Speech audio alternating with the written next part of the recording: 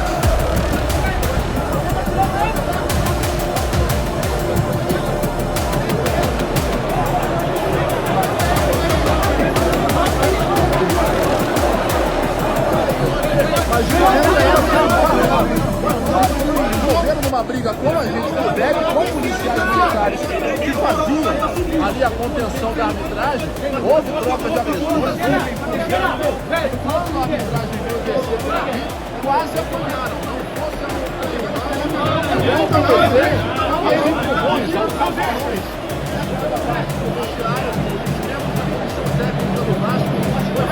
Toda essa confusão que você acabou de ver é por conta desse lance aí. Entenda o que aconteceu. Ditando o ritmo do jogo. E agora uma quase atrapalhada.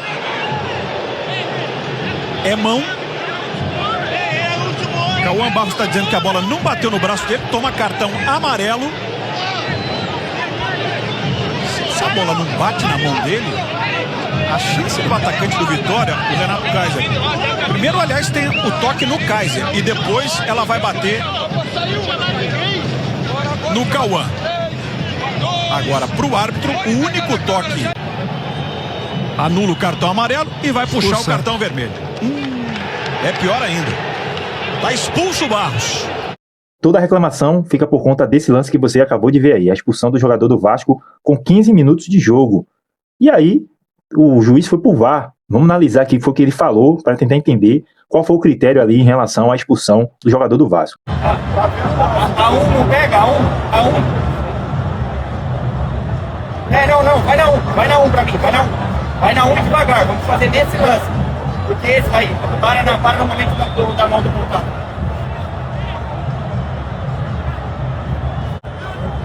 Ok, aí para nesse pontal. Ok, aqui nós temos claramente o jogador de bolso lá em cima, ele dá atrás e sem possibilidade de chegar no tempo do claro, vou fumar, tirar o amarelo, tirar cartão vermelho, ok?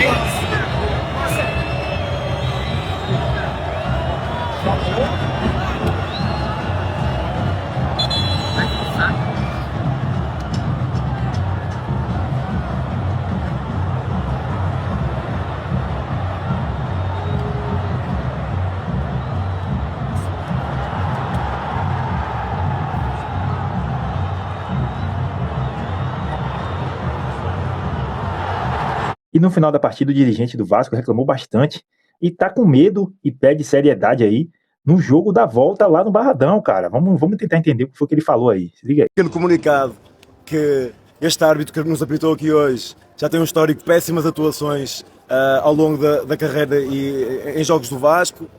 Os erros que ele cometeu aqui, principalmente o da expulsão do Cauã, foi um erro grotesco. Há um lance também, uma dualidade de critérios, um lance de uma falta do Spinelli na área, que dá um pênalti a favor do Vasco. Mais um erro grotesco, e eu só peço a reflexão por parte dos responsáveis da CBF pela arbitragem, que não escalem este tipo de árbitros nos jogos decisivos e importantes para o Vasco.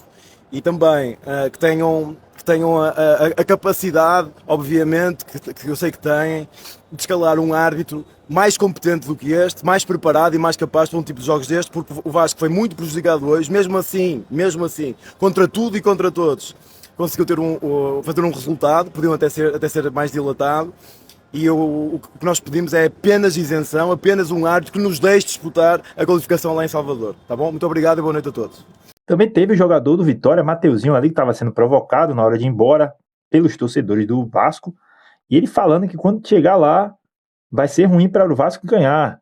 Quando chegar lá, vocês vão perder. Tá vendo? Fazendo gesto lá, vendo dentro do ônibus. Então teve essa situação também que aconteceu após a partida entre Vasco e Vitória.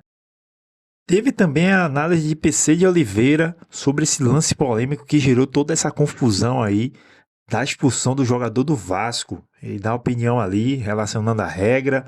Vamos escutar aqui com atenção o que PC de Oliveira falou em relação a isso aí. Ação tática da jogada.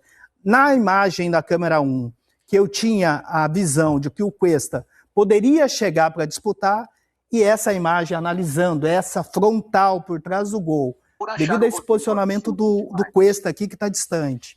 E olha só como a gente tem até no ângulo de visão o gol e o Léo Jardim. Então, portanto, o Kaiser, se não tivesse essa mão deliberada, ele iria sim para o confronto direto para o Leonardo Jardim, e isso configura assim uma situação clara de gol para a aplicação do cartão vermelho. Pois não, Mansur. Desculpa, não sei se você ia falar isso agora. É porque o cartão, em tese, é um cartão por dogso, né? Por dogso, exato. Negar uma oportunidade clara e óbvia de gol. Perfeito. Mas o gol ia valer?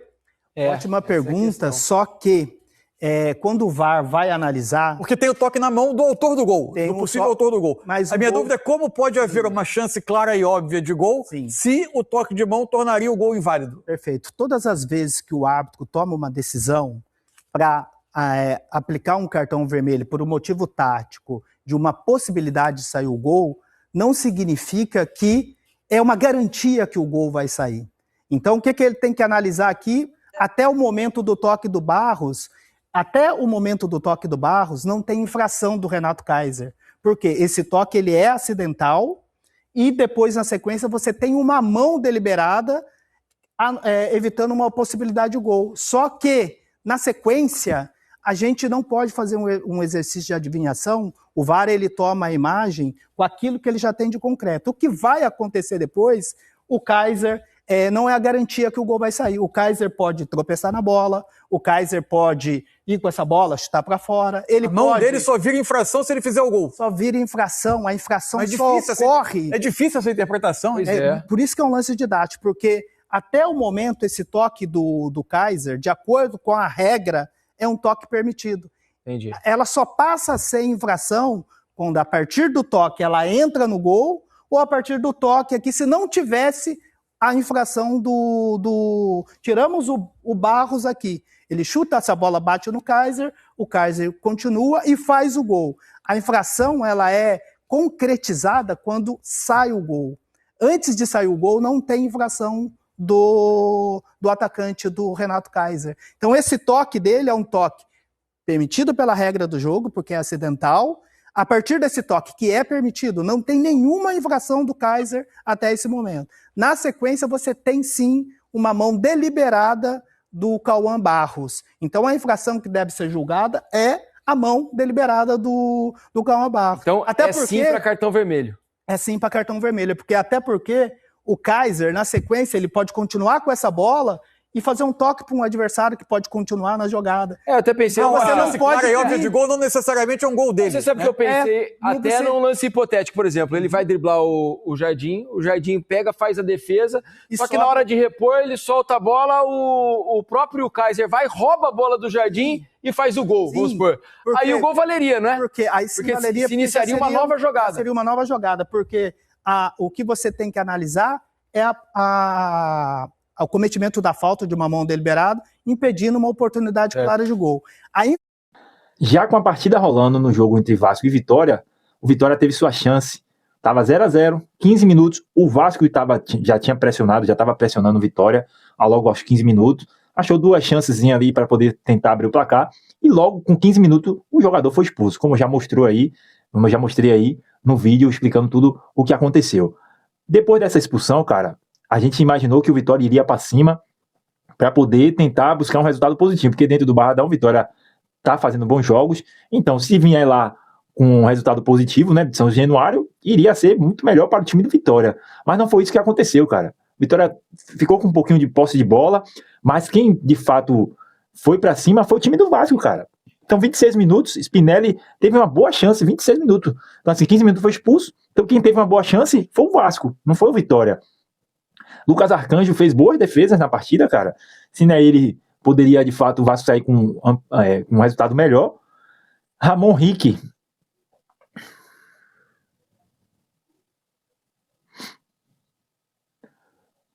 Teve bola na trave do time do Vasco, então o Vasco conseguiu uma jogada no segundo tempo, porque o Vasco foi pra cima, mesmo com um a menos, ainda foi pra cima, jogou praticamente boa partida ali, indo pra cima, tava 0-0, então o Vasco foi pra cima, conseguiu seu gol com o Andrés, né, fez o gol, e ainda conseguiu colocar a bola na trave, cara. Teve chute de fora da área, teve contra-ataque que o Vasco não soube aproveitar, no último passe ali acabou errando, então o Vasco foi pra cima, surpreendeu bastante, porque o Vitória tava com um a mais.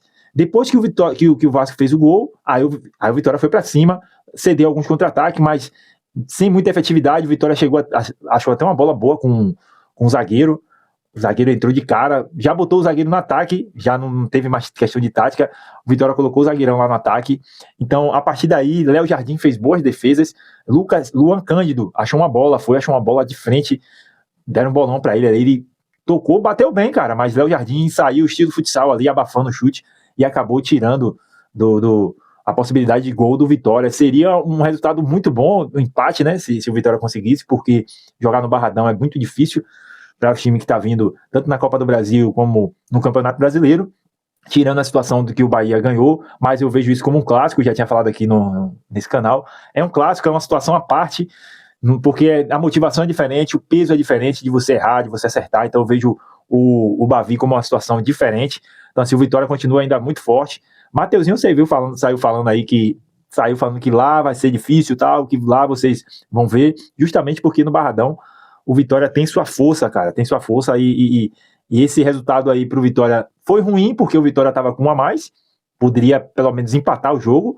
O Vasco foi muito valente e mostrou qualidade, ainda mais em jogos de transição rápido. Então vai ser um jogo difícil pro Vitória, nessa questão do Vasco fazer contra-ataque, cara. Porque o Andrés que fez o gol, ele é muito rápido, e ceder contra-ataque pro Vasco, e o Vasco mostrou que com um a menos, alguns contra-ataques, eles faltou ali um capricho ou outro tal, mas que eles são bem perigosos na questão de contra-ataque. Assim como o Vitória também é, quando ele joga em alguns momentos, ele é um time que com o Eric, com o René, é um time muito forte no contra-ataque. Assim também como o Vasco mostrou que é um time que no contra-ataque vai dar muito trabalho, cara. O Vitória vai pegar o Cruzeiro agora, cara, dentro de casa, pelo Brasileiro. E na volta vai jogar aqui no Barradão, cara, na Copa do Brasil. Não, é o Vasco. O Vasco vai pegar o Cruzeiro. O Vasco, rapaziada, vai pegar o Cruzeiro pelo Campeonato Brasileiro. E o Vitória vai pegar, e o Vitória vai pegar o Atlético Mineiro. Aí na volta vai ter o confronto da Copa do Brasil entre Vasco e Vitória, que o Vitória vai jogar dentro de casa. O Vitória vai jogar fora também. Agora bora ver os próximos jogos dos dois times. O Cruzeiro vai jogar contra o Vasco vai jogar aí, ó, contra o Cruzeiro dentro de casa pelo Campeonato Brasileiro. Já o Vitória sai para jogar contra o Atlético Mineiro, vai jogar uma partida fora. O que é que tem aqui uma situação favorável ou desfavorável para o time do Vitória? Vitória vai jogar contra o Atlético Mineiro fora de casa.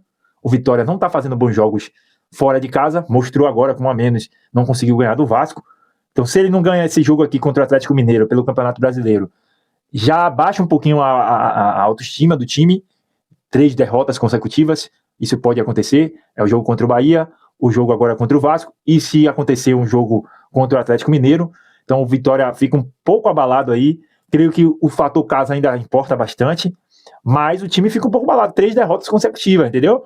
E aí o torcedor começa a questionar a Jair Ventura, que questionaram bastante. Então é uma situação complicada aqui para o time do Vitória. O fator aqui que está favorecendo o Vitória é fator casa. A torcida empurrou, então pode ser que o fator casa aqui influencie bastante aqui para o time do Vitória. Então assim, e o Vasco também não tem vida fácil, vai jogar contra o Cruzeiro dentro de casa. O Cruzeiro embalou aí, cara. O Cruzeiro não tá aquele timaço, mas ainda assim consegue suas vitórias fora de casa, consegue fazer bons jogos. Então o Cruzeiro tá vindo forte, então não é também uma tarefa fácil pro Vasco da Gama. Então pode ter um desgaste muito grande aqui, ó, nesse jogo aqui do Cruzeiro com o Vasco. O Vasco tá precisando sair da zona, então Se o Vasco também perde esse jogo aqui contra o Cruzeiro, já fica também, o Vasco se abala um pouco por estar na zona, então tá disputando uma Copa, tá bem na Copa, mas perde um jogo dentro de casa contra o Cruzeiro, né, já fica um pouco abalado, porque o seu time não saiu da zona, você tá bem na Copa, mas seu time não saiu da zona.